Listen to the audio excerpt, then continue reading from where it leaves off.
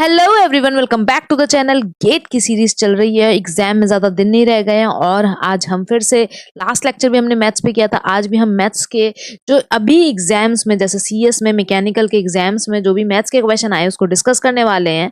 तो पहले क्वेश्चन की तरफ चलते हैं विदाउट डिलेइंग।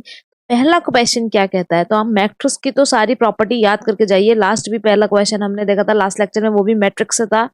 मैट्रिक्स खूब अच्छे से पूछा जा रहा है। अगर राइटिंग में थोड़ा गड़बड़ लगा हो, खुद लिखा है तो थोड़ा सा एडजस्ट कर लीजिएगा। क्वेश्चन मैं रीड कर देती हूँ।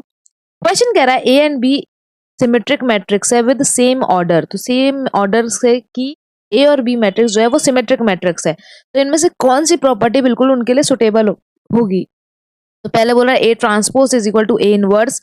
अगर ये बात करें तो ये ऑर्थोगोनल मैट्रिक्स की, जो ऑर्थोगोनल मैट्रिक्स होती है उसकी प्रॉपर्टी होती है, तो ये तो नहीं होगी। अगर हम बात करें A B is equals to B A, तो ये तो प्रॉपर्टी ही नहीं लगती मैट्रिक्स में कि ए बी में जो है वो बी ए की इक्वल हो जाए। ये बहुत ही कम रेयर चांस में लगती है, और ये जिस चांस में लगती है जरा उसको कमेंट सेक्शन में बताइए। वेल वहीं पे बोल रहा है कि ए बी का transpose is equal to B transpose and A transpose, तो ये बिल्कुल सही है। जब सिमेट्रिक हमारी होती है मैट्रिक्स सेम ऑर्डर की, तो ये वाली प्रॉपर्टी लगती है। और ये प्रॉपर्टी के क्वेश्चन है, तो देख लो प्रॉपर्टी कितना इंपॉर्टेंट है। अगर प्रॉपर्टी याद है तो ये एक बार में क्वेश्चन सॉल्व हो सकता है। और अगर हम लास्ट ऑप्शन की बात करें, जो A is equal to A inverse के इक्वल है, ये भी ऑर्थोगोनल, जो ऑर्थोगोनल मैट्रिक्स होती है उनकी प्रॉपर्टी है। तो अगर इसकी बात करें तो ये भी हमारी ऑर्थोगोनल मैट्रिक्स की प्रॉपर्टी है। तो मैट्रिक्स की प्रॉपर्टी, मैट्रिक्स का क्वेश्चन, हैमिल्टन इक्वेशन, ये सारे बहुत ही ज्यादा इंपॉर्टेंट टॉपिक हैं, जरूर रिवाइज करके जाइएगा।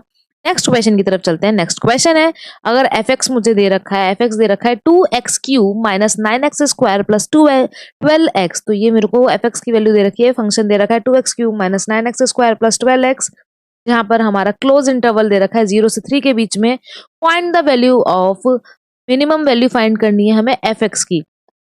मिनिमम फाइंड करने के लिए सबसे पहले क्या करेंगे, हम पॉइंट्स निकालेंगे, इसका डिफरेंशिएशन करेंगे। डिफरेंशिएशन करेंगे एफ एक्स का, तो क्या हो जाएगा, उसको 0 के इक्वल पुट करना है। तो ये हो जाएगा 6x² माइनस में 18x प्लस का 12। यहाँ से अगर हम बात करें पूरी इक्वेशन को हम 6 से डिवाइड कर देते हैं, तो ये हो जाएगा x² minus 3x plus 2 equals to 0। जब इसके हम इंटरवल्स जब इसको मिडिल टर्म स्प्लिट करेंगे तो प्लस माइनस दिख रहा है, मतलब माइनस में दोनों ब्रैकेट आएंगे। तो यहाँ हो जाएगा x-2 और यहाँ आ जाएगा x-1। तो मुझे यहाँ से इंटरवल क्या मिल रहे हैं, x इज इक्वल टू 1,2 और 1,2 क्या ये 0,3 में आते हैं, बिल्कुल आते हैं। और क्लोज इंटरवल है तो मुझे सब पे वैल्यू चेक करनी पड़ेगी, 0 पे भी, 1 पे, 2 पे एंड 3 पे। जिस पे मिनिमम आएगा वो हमारा फंक्शन का मिनिमम वैल्यू हो जाएगी। इसको डबल डिफरेंशिएट करके टाइम वेस्ट करने की जरूरत नहीं है। तो अगर हम बात करते हैं 0 पुट करेंगे तो पूरी इक्वेशन मेरी एफ एक्स 0 पे, f0 पे मेरी पूरी इक्वेशन 0 आ जाएगी। 1 पुट करेंगे तो क्या आएगा, f1 पुट करेंगे तो यहाँ पर हमारा देखो ये हो जाएगा 2 माइनस का 9 प्लस 12, मतलब क्या हो जाएगा 14 माइनस 9। तो ये पॉजिटिव आ रहा है तो ये भी नहीं होगा। पॉजिटिव कोई भी वैल्यू आ रही है 0 से ऊपर आ रही है तो ये कैसे मिनिमम होगा। f2 की बात करते हैं, f2 की बात करें तो ये हो जाएगा 2 इंटू 2 की पावर 3 मतलब 8, तो 16 हो जाएगा। माइनस का 9 इंटू 4 हो जाएगा और यहाँ पर हो जाएगा हमारा 24। ये है मेरा 16 प्लस 24, 16 प्लस 24 हो जाएगा यहाँ पर। ये 40 माइनस 36 मतलब ये भी पॉजिटिव है, ये भी पॉजिटिव है। तो यहाँ पे ये हमारा मिनिमम वैल्यू नहीं है। F3 के लिए भी चेक कर लेंगे, F3 के लिए चेक करते हैं तो यहाँ पर आएगी वैल्यू हमारी 3। 3 का क्यूब मतलब क्या हो जाएगा 27, 27 इंटू 2 हो जाएगा 54। और यहाँ पर माइनस करेंगे 3, 9 इंटू यहाँ पे 9 का स्क्वायर हो जाएगा, सॉरी 3 का स्क्वायर हो जाएगा 9, 9 9 जा 81, फिर माइनस का 81 और प्लस में हमारा आ जा रहा है 12 इंटू 3 मतलब 36। जब इसको हम करेंगे तो यहाँ से हमारी वैल्यू आएगी, अगर मैं इसको 4 दे दूं तो ये हो जाएगा 40, 50, 90 मतलब ये भी पॉजिटिव, 90 माइनस 81 मतलब पॉजिटिव वैल्यू। तो हमारी जो मिनिमम वैल्यू है वो 0 है और किस पे मिल रही है, x इज इक्वल टू 0 पे मिनिमम वैल्यू मिल रही है। तो हमारा 0 will be the correct answer. Next question की तरफ चलते हैं। Let's move to the next question. तो नेक्स्ट क्वेश्चन हमारा सिम्पसन्स 1/3 रूल पर है। यहाँ पर x की वैल्यू दे रखी है 0 पर 0.9 है, y की वैल्यू 0.25 पे 2, 0.5 पर 1.5 वैल्यू आ रही है, 0.175 पे 1.8 एंड 1 पर 0.4। Basically according to Simpson 1/3 rule, तो हमको सिम्पसन 1/3 रूल लगाना है। इस वैल्यू हमें अप्रोक्स वैल्यू फाइंड करनी है। तो अगर बात करते हैं सिम्पसन 1/3 रूल का, सबसे पहले ये बता देते हैं, ये y0 हो जाता है, ये y1 हो जाएगा, ये y2 होता है, ये y3 और ये हो जाएगा हमारा y4। फॉर्मूला क्या कहता है? फॉर्मूला बोलता है हमारा कि h/3 जो भी इंटरवल है हमारा, तो यहाँ पर इंटरवल कितना है? इंटरवल की बात करें तो 0.25 आपको इंटरवल देखने को मिलेगा। तो इतने का ही डिफरेंस है, तो इंटरवल है h/3। फिर हमारा ब्रैकेट में आएगा y0 plus y0 plus yn जो कि 0.9 और 0.4 है।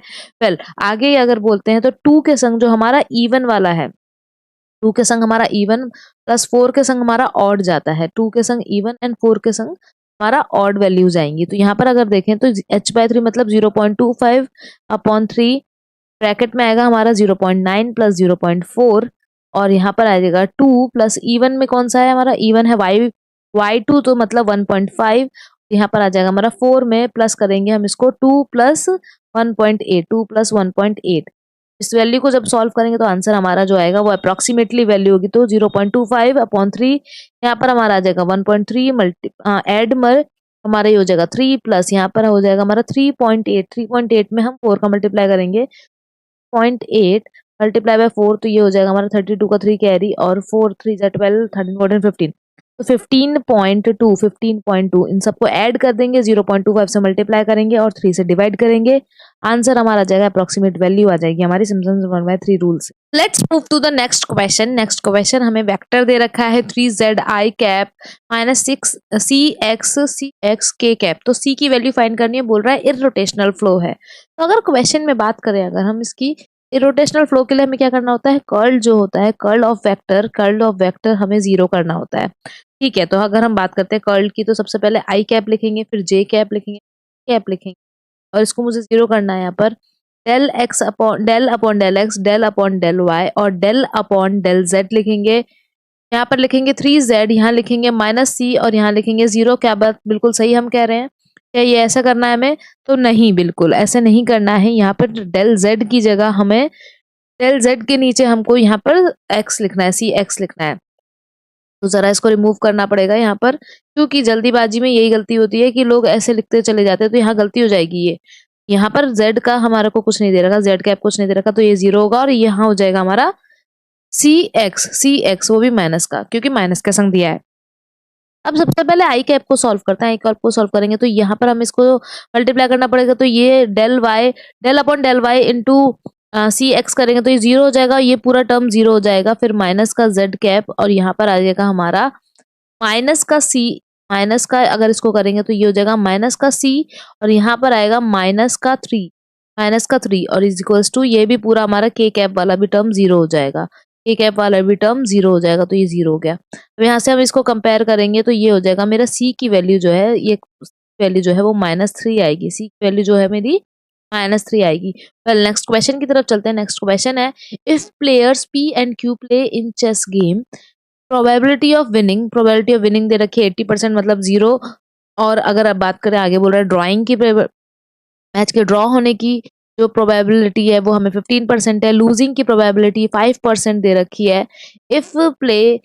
If they play 3 more matches, और 3 मैचेस खेलते हैं, what is the probability that P wins exactly 2 games.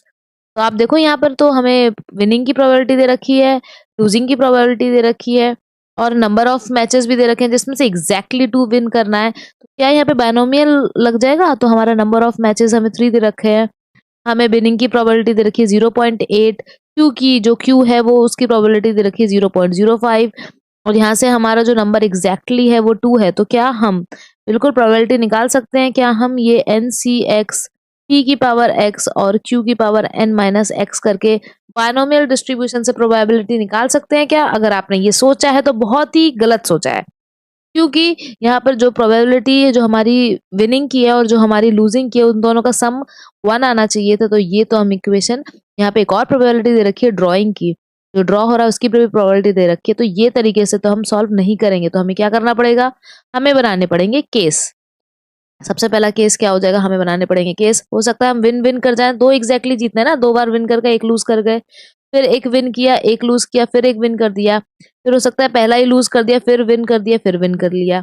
फिर अब ये भी तो हो सकता है कि हम ड्रॉ कर जाएं, तो विन किया और ड्रॉ हो गया, एग्जैक्टली 2 जीतना है। अब हारे या ड्रॉ हो उससे हमें मतलब ही नहीं है, फिर विन किया, ड्रॉ किया, फिर विन किया, और फिर हो सकता है ड्रॉ ही हो गया पहले और फिर विन और विन। तो यहाँ पर क्या कर सकते हैं, इन तीनों की प्रोबेबिलिटी सेम होगी, बस 3 से मल्टीप्लाई कर दे, तो 3 से मल्टीप्लाई करते हैं। विन की प्रोबेबिलिटी 0.8, फिर 0.8 और मल्टीप्लाई में हमारा 0.05, और यहाँ पर क्या करेंगे, यहाँ पे भी ऐसे ही करते हैं, 3 मल्टीप्लाई बाय 0.8, फिर 0.8 और मल्टीप्लाई में 0.15। इन दोनों को आप प्लस कर देंगे, आपको प्रोबेबिलिटी मिल जाएगी इस क्वेश्चन की। एक क्वेश्चन और है आप लोगों के लिए, ये क्वेश्चन है कि divergence of curl of vector field, तो जो वेक्टर फील्ड है उसका जो कर्ल होता है, उसका जो डाइवर्जेंस है वो क्या होता है, तो इसका जो आंसर होगा वो होगा 0। तो उसका जो आंसर है, ये एक प्रॉपर्टी है, तो जब कर्ल, किसी वेक्टर का कर्ल निकालेंगे फिर उसका डाइवर्जेंस निकालते हैं, तो आंसर आता है 0। और एक क्वेश्चन आप लोग को सॉल्व करना है, किस तरीके से अप्रोच करना है ये मैं बताती हूँ आपको। सॉल्व करके answer A B C D में से कौन सा होगा ये कमेंट सेक्शन में बताना है। क्वेश्चन दे रखा है कि del square u upon del x square plus del square u upon में del y square is equal to 0। X की वैल्यू 0 से 1 के बीच में, वाई की वैल्यू 0 से 1 के बीच में, यू की वैल्यू फाइंड करनी है। तो या तो आप कर सकते हो कि इसको आप सॉल्व करो, और दूसरा बहुत ही अच्छा तरीका ये है कि ऑप्शंस दे रखे हैं, सारे ऑप्शन दे रखे हैं, उसको एक बार डिफरेंशिएट करो एक्स के टर्म्स में, फिर डबल डिफरेंशिएट करो और चेक करो वाई को भी डिफरेंशिएट, मतलब वाई के टर्म्स में डिफरेंशिएट करो, फिर डबल डिफरेंशिएट करो, और ऐड करने पे उनका सम जो है वो 0 आना चाहिए। जिस पे भी आ जाएगा वो हमारा करेक्ट ऑप्शन होगा। तो ये आपको बताना है ए बी सी डी में से कौन सा ऑप्शन बिल्कुल करेक्ट आंसर है। आई होप जो पुराने क्वेश्चंस हैं उनको भी आपने सॉल्व किए होंगे, जितने भी हमारे टेक्निकल क्वेश्चंस हैं। 51 लेक्चर्स हम कर चुके हैं, जरूर सॉल्व करिएगा। ये क्वेश्चंस देख के पता चलता है कि मैथ्स के क्वेश्चन इजी पूछे जा रहे हैं, तो ज़्यादा पैनिक नहीं होना है और अपने नोट्स को अच्छे से रिवाइज करना है।